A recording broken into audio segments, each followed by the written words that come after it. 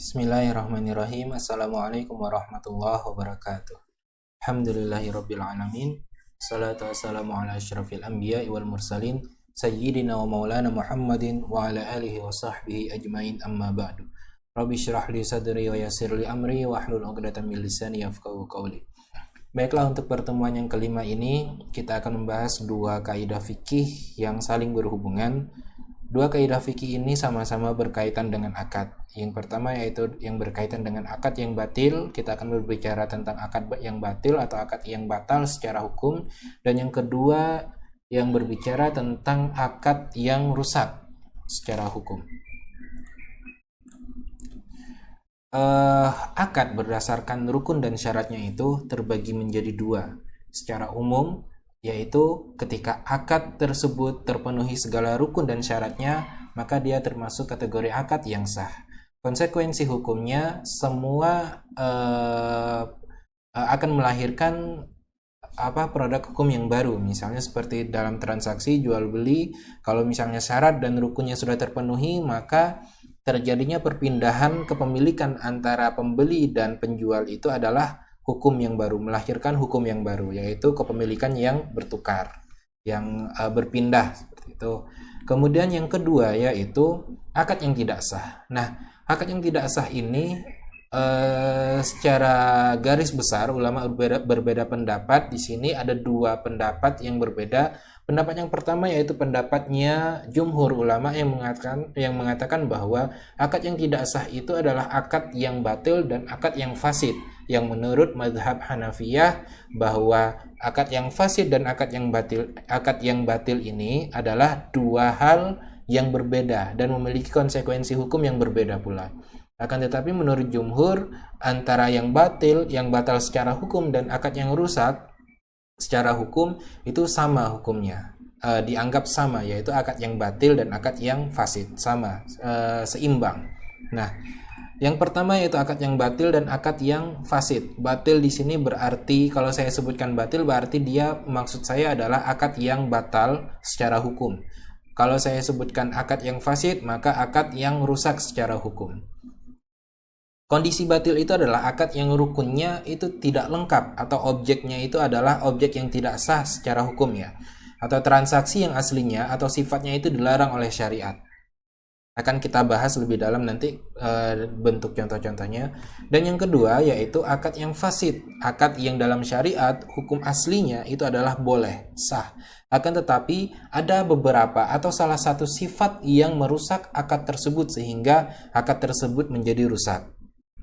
Nah, menurut dalam kitab Madkhal pendapat penulis bahwa letak akad yang fasid itu berada antara akad yang sah dan akad yang batil.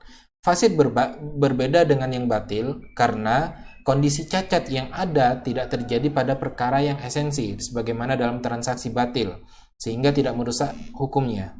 Dan fasid berbeda dengan sah sebab ada cacat dalam proses transaksinya meskipun itu bukan pada perkara yang esensi.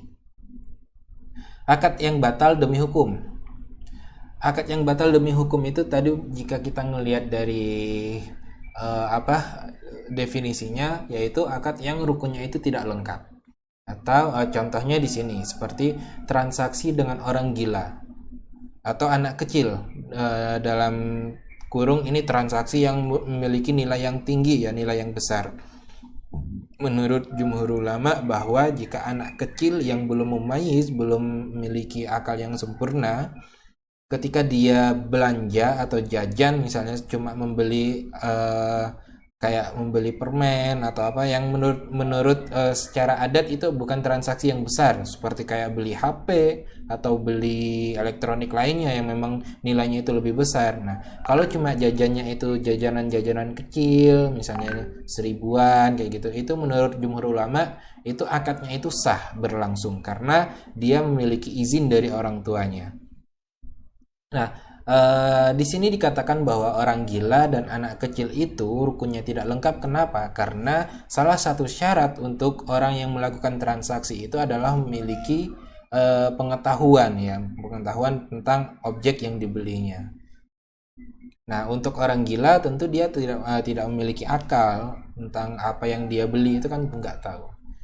Kemudian klausul transaksi terlarang. Jika di dalam klausul transaksi tersebut ada sesuatu yang terlarang, maka dia secara hukum itu batil atau batal. Contoh misalnya, ini kita berbicara secara hukum syariat ya. Kalau misalnya saya membeli rumah,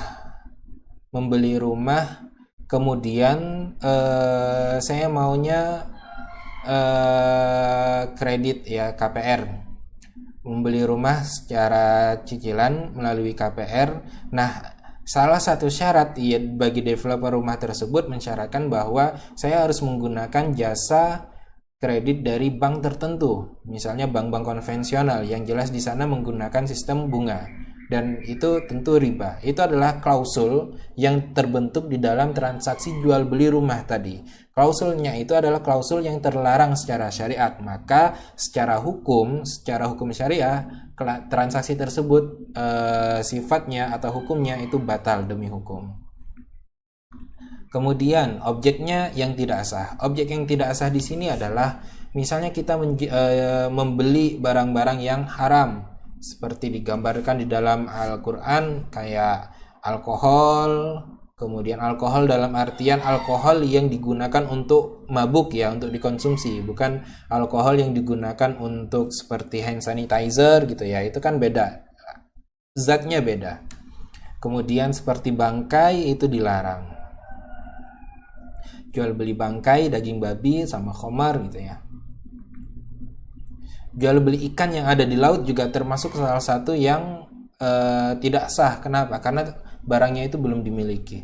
Jual beli sebagian jalan umum. Jalan umum itu adalah milik umum, tidak bisa dimiliki oleh perorang, tidak dimiliki oleh perorangan. Maka tidak sah juga jual beli terhadap barang-barang atau fasilitas-fasilitas umum.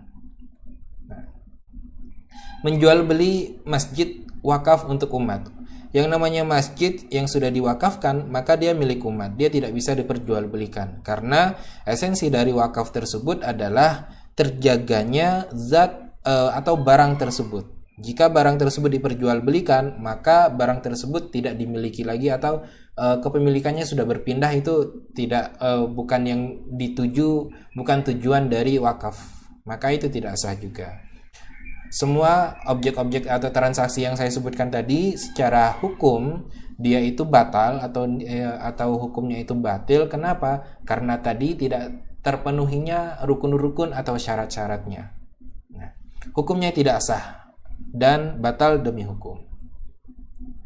Kemudian kaidah yang kedua yaitu al-bai'ul fasid yufidul milki bil qabdi wal batil la yufidu aslan. Nah, ini juga berbicara tentang akad yang batil. Ini perbedaan antara akad yang fasid, yang rusak, dan akad yang batal demi hukum. Jual beli yang fasid atau akad yang rusak akibat hukumnya diterima dengan serah terima objek akad. Nah, baik atau akad yang fasid itu adalah yang rukun atau syaratnya itu ada sifat yang merusak akad tersebut ya, ada satu sifat yang merusak akad tersebut. Nah, akad tersebut secara hukum bisa diterima jika terjadi serah terima objek, dan jual beli yang batil yang sebelumnya kita bicarakan itu tidak bisa diterima, apapun hukumnya tetap haram. Kalau misalnya tidak bisa dikiaskan dengan ini. Kalau misalnya terjadi serah terima, kayak tadi saya coba untuk membeli rumah dengan menggunakan bank yang menggunakan bunga riba. Jika terjadi kemudian sudah akadnya sudah terbentuk, saya sudah membayar, itu kan artinya sudah terjadi serah terima objek akadnya, walaupun di sana kan berbentuk sertifikat ya. Nah, itu tetap hukumnya tetap batal demi hukum, tidak bisa dikiaskan dengan baik fasid ini. Kalau baik fasid dia terjadi serah terima, maka itu boleh, hukumnya itu mengikat. Akad yang fasid atau akad yang rusak itu yaitu jual beli objek yang tidak diketahui kadarnya. Misalnya jual beli satu rumah di antara banyak rumah. Misalnya saya punya 300 rumah, saya jual salah satunya. Kemudian tidak dijelaskan yang mana rumah yang mana. Nah, akad yang seperti ini rusak. Kenapa? Karena objeknya itu nggak jelas.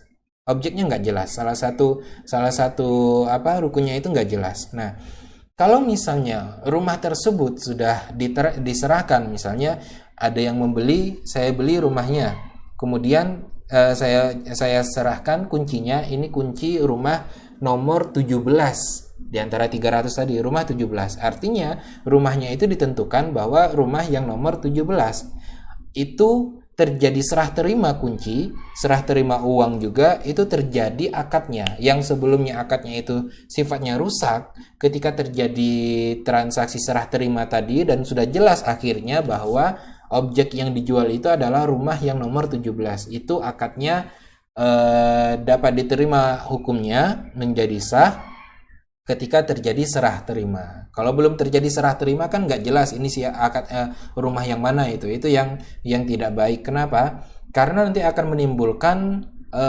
goror atau kerugian dari salah satu pihak. Kalau misalnya yang kedua bilang iya saya beli, saya bayar gitu, tapi nggak tahu rumah yang mana, ternyata rumah yang diberikan adalah rumah yang rusak atau yang atapnya nggak ada atau atapnya yang bocor, itu kan ternyata sama pembeli tadi, wah ternyata dapatnya yang seperti ini padahal sudah bayar. Nah itu yang menyebabkan goror. Tapi kalau misalnya sudah terima kunci, sudah dibayar, ketika pas ini ngecek rumahnya dikasih kunci nomor 17, dicek rumahnya ini sesuai, ini dibayarkan, maka itu akadnya sah secara hukum. Jual beli rumah dengan syarat pembeli menjual mobil kepadanya, ini juga dilarang. Kenapa? Karena Rasulullah SAW melarang jual beli dua akad di dalam satu akad. Ini safqataini fi safqah, atau dalam istilah lainnya juga disebutkan dalam matan yang lain, hadis yang lain, bai'ataini fi bai'ah, yaitu ada dua jual beli di dalam satu transaksi jual beli. Di sini contohnya, saya mau jual rumah yang nomor 17 tadi dengan syarat pembeli dia harus menjual mobilnya dengan harga dengan potongan harga 50% seperti itu. Nah, ada ikatan konsekuensi dari akad yang pertama dengan yang kedua. Dia boleh beli rumah saya, tapi dengan syarat dia harus menjual mobilnya pada saya. Nah, ini yang tidak boleh atau dilarang oleh syariat, atau yang dilarang di dalam hadis Rasulullah tadi, bai'ataini fi bai'ah, safqataini fi safaqah, seperti itu. Itu terlarang seperti itu ya. Nah, walaupun tadi terjadi transaksi, ternyata memang terjadi serah terima, itu juga dilarang. Kenapa? Karena esensi dari hadis tadi itu dikatakan bahwa transaksi tersebut dilarang kalau ada dua transaksi jual beli di dalam satu akad, satu ikatan lah, akad ketika pas transaksi gitu ya. Itu yang nggak dibolehkan. Nah, akibat hukum dari akad yang fasid ini dianggap sah dengan serah terima objeknya. Itu berdasarkan dari kaidah fikih yang di awal tadi ya, yang kedua tadi. Nah, secara hukum akad yang fasid ini harus dikembalikan kepada masing-masing pihak, Kenapa? Karena secara hukum tadi kan akadnya itu rusak, maka itu harus dikembalikan kepada masing-masing pihak yang melakukan transaksi. Uangnya dikembalikan kepada pembeli, kemudian objeknya juga diserahkan kembali kepada yang menjual. Tapi ini hanya terjadi jika syarat-syarat ini terpenuhi, yaitu syarat yang pertama, objek akad itu masih utuh seperti semula sebelum akad. Jadi objeknya itu harus dalam keadaan utuh ya. Misalnya kayak yang rumah tadi itu, rumahnya juga dalam keadaan utuh, belum direnov atau belum ada tambahan-tambahan lainnya. Kemudian yang kedua, tidak terikat dengan pihak lain, pihak ketiga terhadap objek akad tersebut. Nah, kalau misalnya ternyata rumahnya tadi sudah dibeli dengan akad yang rusak tadi itu, tapi kemudian rumahnya itu sudah disewakan atau dijual dengan orang lain oleh pembeli dari yang akad pertama tadi ya. Dia membeli rumah dari saya dengan akad yang sifatnya itu rusak, kemudian setelah dibeli ternyata rumah tersebut dijual lagi kepada orang lain. Nah, itu nggak bisa juga. Kenapa? Karena kepemilikannya itu sudah berpindah kepada orang lain, maka akad tersebut tidak bisa dikembalikan atau dikembalikan dalam istilah fikihnya itu taroju itu dikembalikan kepada orang masing-masing pihak, itu tidak bisa berlaku lagi. Oke, saya rasa cukup untuk pembahasan kita tentang akad yang batil atau akad yang batal secara hukum dan akad yang fasid atau akad yang rusak. Syukran. Assalamualaikum warahmatullahi wabarakatuh.